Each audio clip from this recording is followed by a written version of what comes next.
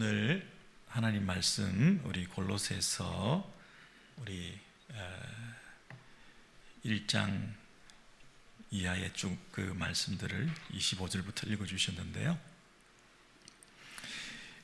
1장 25절부터 여러분 쭉 보시겠습니다. 내가 교회의 일꾼 된 것은 하나님이 너희를 위하여 내게 주신 직분을 따라 하나님 말씀을 이루려 함이니라. 이 비밀은 만세와 만대로부터 감추어졌던 것인데 이제는 그의 성도들에게 나타났고 하나님이 그들로 하여금 이 비밀의 영광이 이방인 가운데 얼마나 풍성한지를 알게 하려 하심이라. 이 비밀은 너희 안에 계신 그리스도시니 곧 영광의 소망이니라.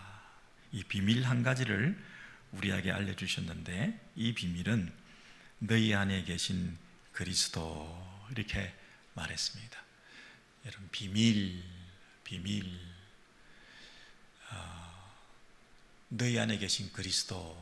근데 이게 우리들에게 지금 나타났다 그랬죠. 근데 이것은 만대로부터 감추어진 것이다. 근데 이게 나타났다 그랬습니다. 근데 너희 안에 계신 그리스도 그랬습니다. 너희 안에, 이 말은 너희가 복수니까 우리 마음 안에라는 뜻이 아니고 이 골로새 교회 안에라는 뜻이죠. 골로새 교회 안에, 우리 안에 계신 그리스도다. 지금 오렌지힐 교회 안에 그리스도가 계신다. 그게 비밀이다. 근데 이건 그동안 생각하지도 못했던, 그 누구도 이런 인사이트나 아이디어를 가지지 못했던 하나님의 비밀이 이렇게 드러나게 되었다 그랬습니다. 여기서 우리가 이제 생각할 것은 우리 안에 할 때 그 안에라는 그 전치사가 헬라어로는 en인데 영어로는 in이잖아요. 우리 안에 계신 그리스도 할 때 그 in이라는 전치사는 당연히 위치나 장소를 의미하는 전치사인데, 그러면 이제 우리 안에 계신다고 하는 그 장소를 점하고 있다, 위치가 어디에 그분이 계신다 라고 하는 그런 개념이 아니지 않습니까? 그래서 교회 안에 계신다고 할 때 그 안에라는 전치사는 항상 연합되었다라는 그런 개념으로 쓰이지 않습니까? 그래서 안에라는 그 전치사가 새로운 어떤 그 쓰임새가, 단어의 쓰임새가 우리끼리 통용되는 거죠. 근데 이제 세상 사람들이 그 안에 쓰는 위치나 장소에 전치사를 쓸 때는 그분이 어디 있냐, 우리 안에 있다는데, 그렇게 오해를 할 수가 있는데, 우리들만이 가지고 있는 그런 단어의 뜻과 그 문법과 또 문체와 이런 그 의미의 새로운 해석들이 이게 유창하게 되지 않으면 교회 처음 들어온 사람들은 도대체 안에 있다는데 어디에 있단 말이냐, 우리 안에 계신 그리스도가 어떻게 계신다는 뜻이냐, 이런 말들로 인해서 그 신앙의 그 성장에 도움이 안 될 때가 있습니다. 근데 궁금하면 물어야 되는데 묻지도 않고 또 잘 설명도 안 해주니까 수십 년 교회를 다녔는데 안에 있다는 게 도대체 뭐냐, 그렇게 우리가 의문을 가질 때가 있잖아요. 여러분 다 아시다시피 뭐 안에 있다는 말은 그분과 연합되어 있다, 유니온이라는 뜻이잖아요. 그런데 그 연합되어서 하나가 되었다는 그런 개념은 둘이라고 하는 그 존재가 어딘가에 종속된, 그래서 그 안에 들어가 있는, 포함된 이런 관계가 아니라 그 안에는 피차 안에 있어야 진정한 연합이잖아요. 그래서 지금 그리스도 안에 우리가 있을 뿐 아니라 우리 안에 그리스도가 있다는 이 상호 내주, 서로 연합되었다고 하는 것이 진정한 하나됨을 말하는 것이죠. 그래서 지금 1장 금방 읽었던 본문에서는 우리 안에 그리스도가, 우리 안에, 너희 안에 그리스도 계신다고 했지만, 또 성경의 다른 표현들을 보면 우리 안에 계실 뿐 아니라 우리가 그분 안에 라고 되어 있는 표현들이 많이 나오죠. 그래서 in Christ, 그리스도 안에 우리가 있다. 그래서 우리가 진정 하나가 되었다. 너희가 내 안에, 내가 너희 안에.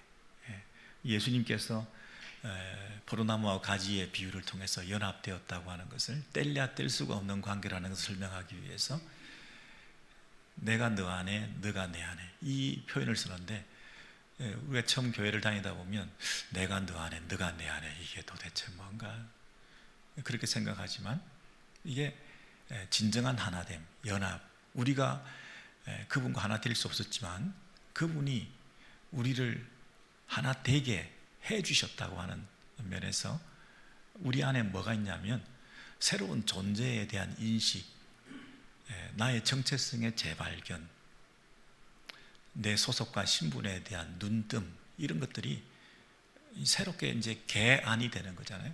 예수 믿고 처음 교회에 와서 예수 믿는다는 게 도대체 뭔가, 그리스도인이라는 게 뭔가, 그리스도 안에 있다는 게 뭔가 하는 그런 개념에서 새로운 이 단어들을 우리가 해석하게 되고, 그것이 내 안에 새롭게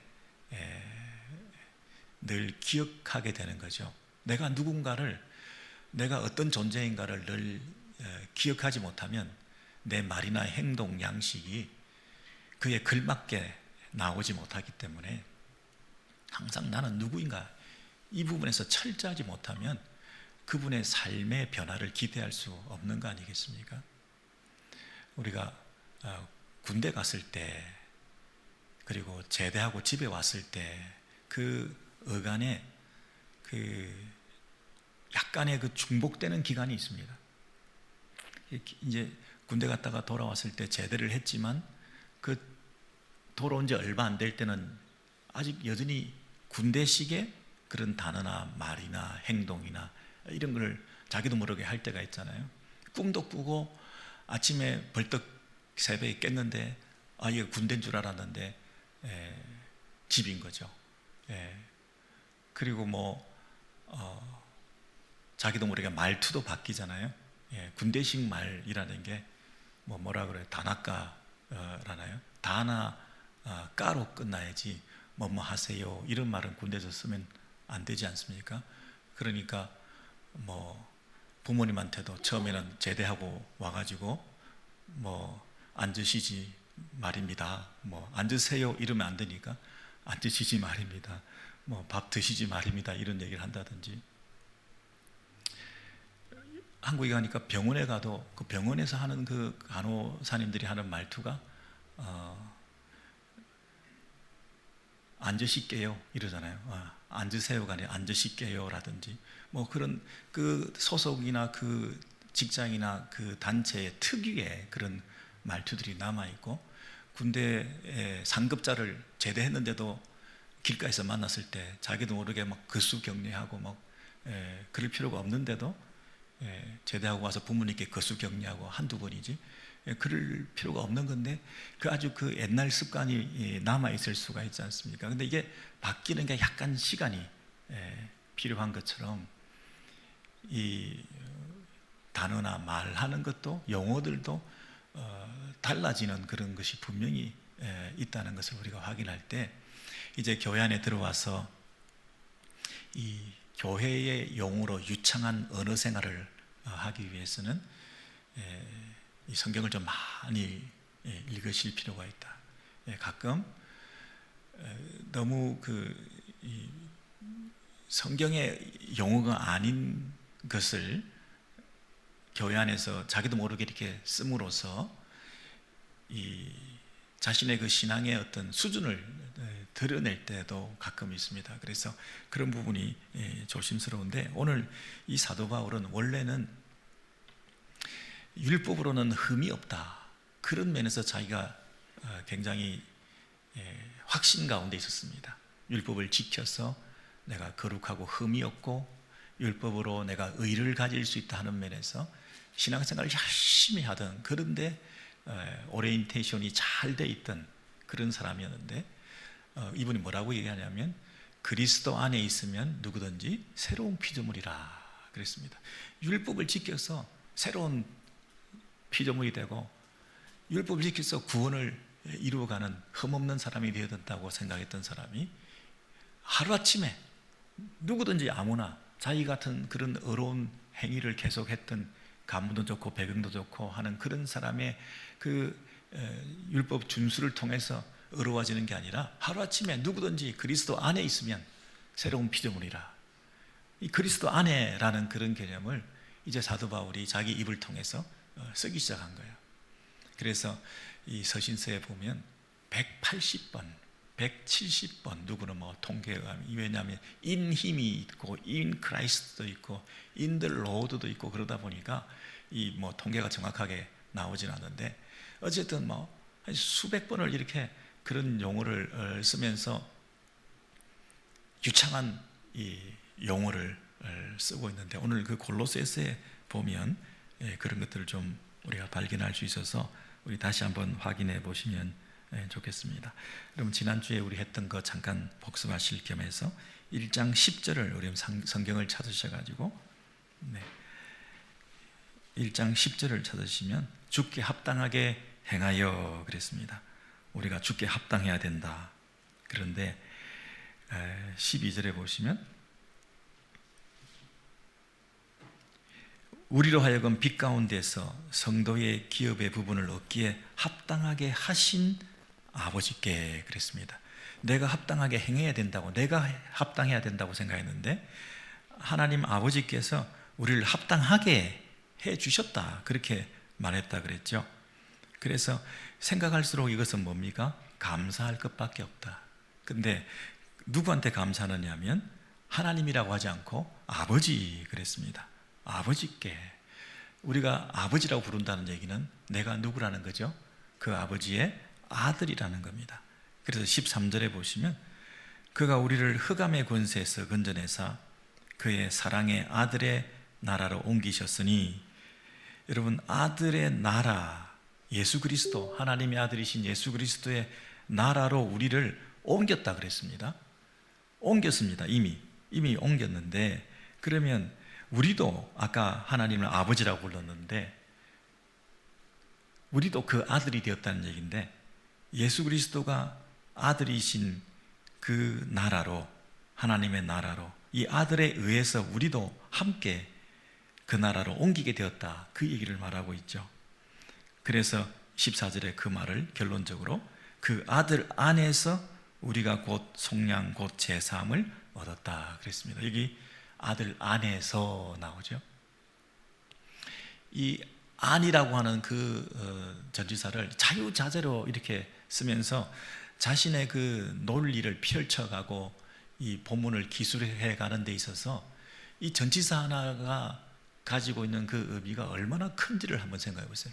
이 아들 안에서 이 말의 그 진정한 뜻을 잘 모르고는 이 전체 골로새서를 제대로 해석할 수도 없고, 그냥 대충 읽어가면서 그냥 아들 안에서 뭐 그런가 보다, 위치나 장소적 개념으로 안에 있어야 되는가 보다, 이렇게 오해를 하게 되면 이 깊은 뜻을 잘 드러낼 수가 없지 않습니까?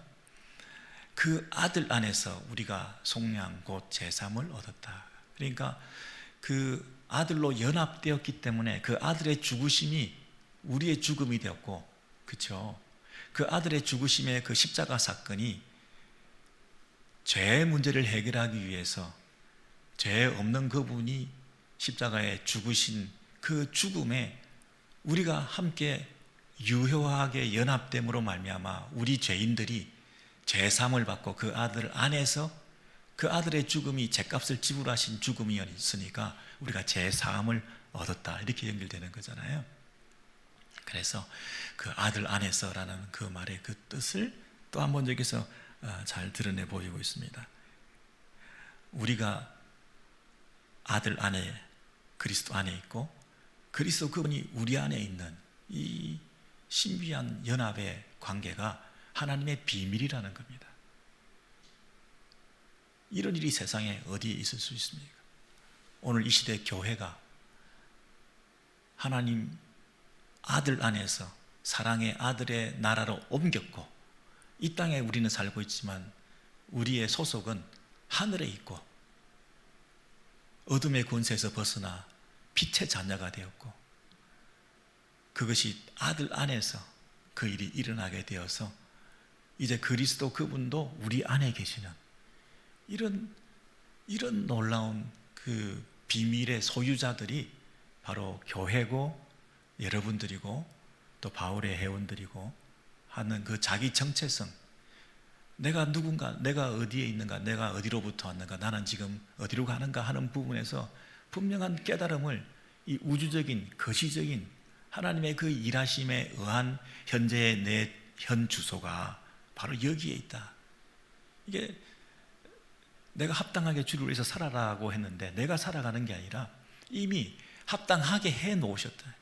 이미 그 아들의 나라로 옮겨 놓으셨기 때문에 그 소속과 신분과 정체성을 분명히 하다 보면 이제 그 나라에 걸맞는 삶을, 그 나라에 걸맞는 이 단어를, 말을 쓰게 되고 하게 되는 그런 삶이 새롭게 전개되었다.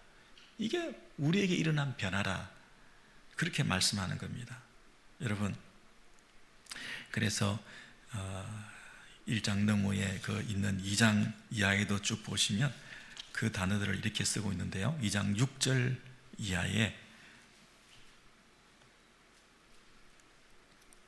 2장 6절 이하에 끝까지 쭉 이렇게 보시면요, 한번 동그라미를 성경에 쳐보시면 좋겠습니다. 2장 6절 이하에 그러므로 너희가 그리스도 예수를 주로 받았으니, 이제 그리스도 예수 그분이 우리의 구원자가 되시고 우리 인생의 주인이 되었고 내가 죄사함을 받고 그분이 우리를 위해서 인생에 새로 모시게 된 왕으로 좌정하게 되셨어요. 그래서 거룩하신 그분이 감히 우리 안에 계신다. 그래서 이제 우리는 어떻게 살아야 되냐면 2장 6절 이하에 주로 받았으니 이제는 어떻게 해야 돼요? 행하여야 되는데 그 안에서 그랬습니다. 그 안에서 in Christ, in Him, 그분 안에서 우리가 행하되 7절에 또 뭐 나옵니까? 그분 안에서 in Him, 뿌리를 박으며 그 다음에 세움을 받아, 이것도 그 안에 걸리는 겁니다. 그 안에서 세움을 받아 뿌리를 박을 뿐만 아니라 세워지는 것, 빌드업하는 것도 그분 안에서 세워지고, 그리고 우리가 교훈을 받은 대로 지금까지 계속 사도 바울이 가르쳐 주신 그대로 믿음에 굳게 서서, 여기도 뭐가 나옵니까? 감사함을 넘치게 하라 그랬죠. 여기서도 결국 우리가 가질 수 있는 마음은 뭐냐면 감사밖에 없는 거죠. 우리가 새로운 신분을 가지게 된 것도 감사할 뿐 아니라 우리가 성장하고 변화되고 자라가고 이 땅에서 믿음 생활을 해가는 그 모든 것도 믿음 안에 굳게 서서 감사가 넘친다, 그렇게 말했습니다. 여러분 9절에도 그 안에는, 10절에도 너희도 그 안에서 충만해졌고 11절에도 또 그 안에서 너희가 손으로 하지 아니하는 할례를 받았으니, 12절도 여러분 같이 한번 읽으실래요? 12절 시작. 너희가 세례로 그리스도와 함께 장사되고 또 죽은 자들 가운데서 그를 일으키신 하나님의 역사를 믿음으로 말미암아 그 안에서 함께 일으키심을 받았느니라. 여기서 뭐가 나옵니까 여러분? 그 안에서 함께 일으키심을 받았느니라. 받았느니라가 뭡니까? 미래형입니까? 여러분 여기 보시면 12절에 그 안에서 말고 전지사가 하나가 더 나오는데 그 전지사가 뭡니까? 함께입니다. 그리스도와 함께. 그 안에가 연합이라는 개념으로 그분과 하나 되었다는 그 말을 한 번 더 다른 전치사로 설명해 주기를, with라고 하는 그분과 함께라는 말을 더 설명적으로 보태줌으로써 그 연합의 의미를 더 강하게 드러내 보여주고 있습니다. 그래서 12절에서 우리가 세례받는 것은 뭐냐면 그분과 함께 죽었다는 것, 그리고 죽은 자들 가운데서 다시 살아났다는 것, 그것을 말하는데, 그 안에서 함께라고 이렇게 함께를 보충 설명을 해서 그 안에의 그 연합의 의미를 더 강화해서 지금 말을 해주고, 이제부터는 그와 함께를 13절에 또 쓰고 있으시죠. 또 범죄와 육체의 무할례로 죽었던 너희를 하나님이 그와 함께 살리시고 우리의 모든 죄를 사하시고, 함께 그분 안에서 그분과 연합된 우리가 그분과 죽고 그분과 함께 살아나고 하는 그런 이 우리의 존재에 대해서 얘기를 해주다가, 이제 그걸 한 번 더 정리해서 3장으로 가시면 3장에서 1절에 이렇게 말합니다. 3장 1절에서 그러므로 너희가 그리스도와 함께, 여기도 함께를 동그라미 치시고, 다시 살리심을 받았으면, 아까 그리스도와 함께 죽었고 그리스도와 함께 살았다 그렇게 얘기를 하고 난 다음에 3장 1절에서는 너희가 그리스도와 함께 다시 살리심을 받았으면, 이제 그 살아난 너희들이 어디에 있느냐를 생각하면 거기는 그리스도께서 하나님 우편에 앉아 계시느니라 그랬습니다. 이 그리스도와 함께가 다시 살아나서 우리가 어디까지 함께 우리가 있느냐 하면 하나님 우편에 앉아 계시는 거기에 우리가 이미 함께 앉아 있다는 거예요. 그래서 우리의 소속과 우리의 그 현재 거주하고 있는 퍼머넌트 애드레스가 어디냐면 그분과 함께, 그분 안에, 그리고 그분이 계시는, 그분과 함께 있는 곳은 어디냐면 그리스도께서, 거기는 그리스도께서 앉아 계시는 그곳, 그 위의 것. 그래서 그 위에 걸맞는 합당한 삶을 살아야 된다. 그래서 늘 우리가 생각해야 될 것은 뭐냐면 위의 것이다. 2절입니다. 위의 것을 생각하고 땅의 것을 생각하지 말라. 우리가 어디에 있는지를 알아야 그곳에 합당한 삶을 살 수 있는 것이다. 우리가 늘 생각하는 게 땅의 것만 생각하는 사람은 땅의 사람이고, 우리가 위에 있다고 생각하면 우리가 늘 생각하는 것은 위의 것을 생각해야 된다. 여러분 3절이 중요한데요. 같이 읽습니다. 시작. 이는 너희가 죽었고 너희 생명이 그리스도와 함께 하나님 안에 감추어졌습니다. 4절도 읽습니다. 우리 생명이신 그리스도께서 나타나실 그때에 너희도 그와 함께 영광 중에 나타나리라. 아멘. 여러분 여기도 함께라는 전치사가 3장 1절부터 서너 번 계속 나오면서 우리가 함께 죽었고 그리스도와 함께 살았고, 그리고 그리스도와 함께 지금도 함께 할 뿐 아니라 앞으로 그리스도께서 나타나실 그때에, 예수 그리스도의 재림의 그때에 우리도 함께 영광 중에 나타날 거다, 이렇게 말을 하고 있으면서 3절에서는 뭐라고 했냐면 너희 생명이 그리스도와 함께 하나님 안에 감추어졌다 그랬습니다. 함께 나타나는 것도 나타나는 거지만 감추어진 상태로 있는 것도 함께 있다 그랬습니다. 여러분 3장 1절을 보십시오. 너희가 죽었고 너희 생명이 그리스도와 함께 하나님 안에 감춰졌다. 이게 이 땅에서 살아가는 우리 신자들의 현재의 실존입니다. 저를 보십시오. 이제 우리가 그리스도와 함께 우리가 죽었습니다. 그렇죠? 죽었는데 그리스도와 함께 다시 살아났습니다. 근데 이 생명, 다시 살아난 생명, 이 부활 생명은 지금 어떻게 되어 있다고요? 감추어져 있다. 3절을 보십시오. 골로새서 3장 3절을 보시면 죽었고 너희 생명이 그리스도와 함께 하나님 안에 감춰져 있다. 그리스도와 함께 다시 살아난, 다시 일으켜진 이 부활 생명이라고 하는 것은 지금 현재 어떻게 되어 있다고요? 감추어져 있다.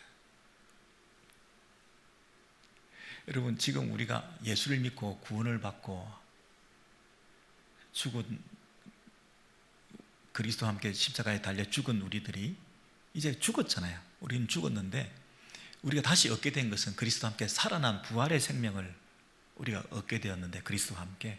근데 그 부활 생명이라고 하는 것은 이 땅에서 감추어진 상태다. 근데 그 생명이 언제 나타나냐면 그분이 다시 오실 때에, 예수 그리스도의 재림 때에 영광 중에 그분과 함께, 그리스도와 함께 나타난다. 그러니까 이것은 감추어진 것과 나타나는 것, 그리고 영광 가운데 있는 것과 이 땅에 아주 초라하고 못난 모습으로 마치 없는 것처럼 숨겨져 있는 것처럼, 그리고 장차는 가시적으로 만천하에 드러날 것이지만 지금은 비가시적으로 누구도 알 수 없는 그런 모습으로, 비유로 따지면 이제 겨자씨와 같은 그런 모습으로. 여러분, 이 가을 들판에 이 코스모스가 흐드러지게 펴 있는 그 들판길을 여러분 다녀보셨습니까? 너무나 아름답습니다. 근데 한 줄기 그 코스모스 씨를 보면 너무나 보잘것없, 시커멓고 아주 가느다랗고 여기에서 뭐가 나올 것 같지도 않은, 근데 이것을 흩뿌려 놓으면 그렇게 아름다운 그 코스모스의 그 꽃길을 우리가 어떻게 이 한 줌의 씨앗에서 그 영광스러운 모습을, 그런 환상적인 모습을 상상조차 모르, 이 씨앗 안에 그런 생명이 있을 줄을, 이 씨앗 안에 그런 아름다운 꽃이 피게 될 줄을, 이 씨앗 안에서 그런 아름다운 풍성한 열매가 맺힐 줄을 상상도 못한, 지금 현재 우리의 몸의 모습이 그렇습니다. 초라하고 못나고 왜곡되고 결핍되고 한계가 있고 아프고 고장나고 늙고 상대적으로 비교적으로 열등하고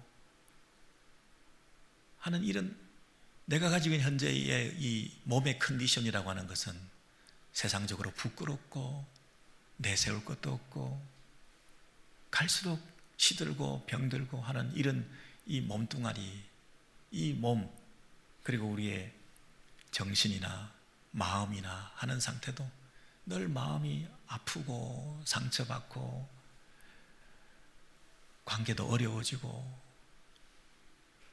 외롭기도 하고 서글프기도 하고, 이 마음도 늘 우리를 예수 믿는 사람다운 모습이 아닌 것 같은 그런 내면의 상태들도 많고. 그런데 이 몸과 마음이 앞으로 어떻게 되느냐면 내 안에 뭐가 있습니까? 씨앗이 있어요.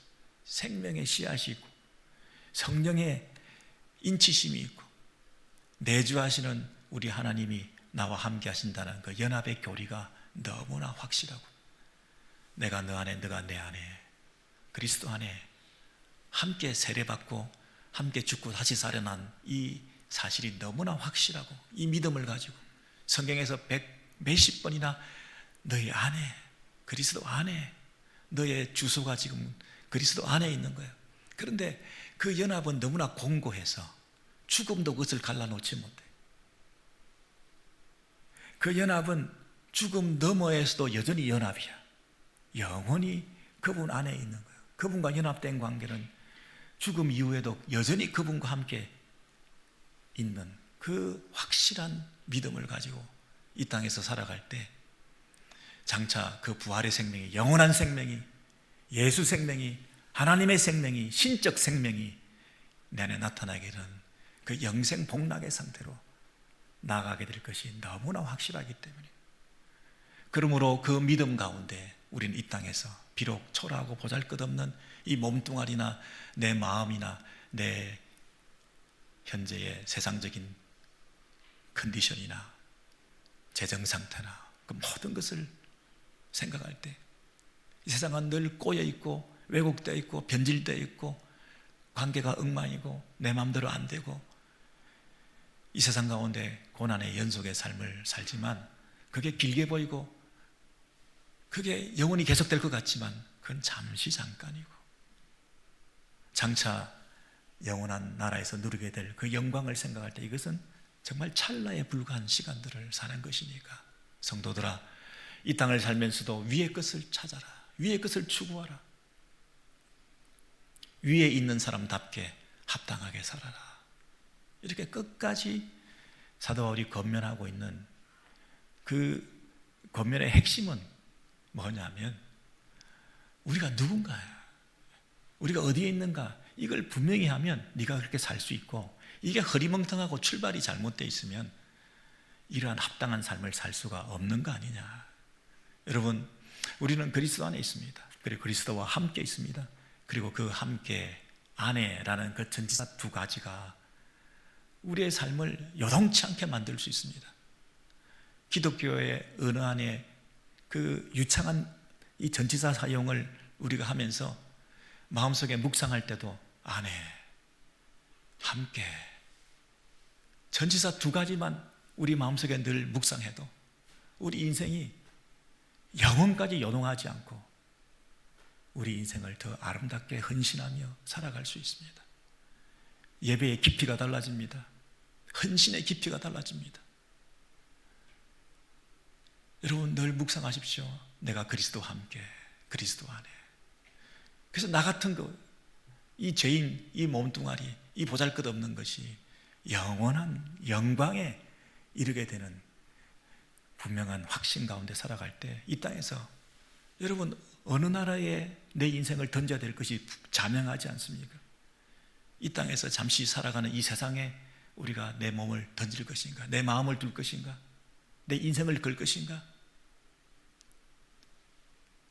우리 바울의 회원들이 제 헌신을 다짐하시고 우리 성도들께서도 우리의 남은 인생을 믿음 안에서 소망 가운데 살아가실 때에 이 땅에서 참 어려운 일들이 많지만 우리가 이 전치사 두 가지만 생각하면 위로가 있습니다.